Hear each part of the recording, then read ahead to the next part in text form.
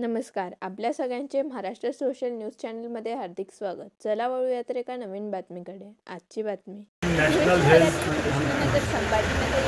च्या माध्यमातून एक कृष्णानगर या भागात एक दवाखाना चालू. याआधी जवळच दवाखाना होता, पण तिथं फार लहान होता, सुविधा नव्हत्या. आता या ठिकाणी सर्व ब्लड टेस्ट आहेत, लसीकरण सेंटर आहे आणि तपासणी, छोट्या मोठ्या ज्या तपासणी असतात किंवा काही लागून गेलं चालताना एखाद्याला अर्जन्सी ज्याला म्हणतो आपण, प्राथमिक उपचार, त्या प्रकारच्या सर्व सोयीसुविधा या दवाखान्यात देणार आहोत. यातला लागूनच त्या ठिकाणी आपण आता सिटी स्कॅन लवकरच सिटी स्कॅन सेंटर महापालिकेचं स्वतः पहिल्यांदा, मला वाटतं महाराष्ट्रातच पहिल्यांदा सिटी स्कॅन महापालिकेचं येईल.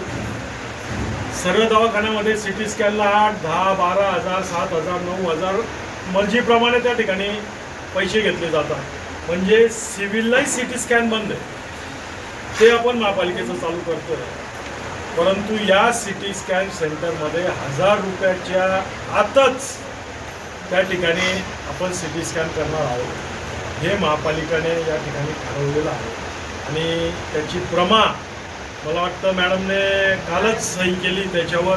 तो प्रमा पण लवकर होईल आणि DPTC अंतर्गत आदरणीय पालकमंत्र्यांनी जयकुमार भाऊ रावल यांचं मी मनापासून आभार व्यक्त करतो.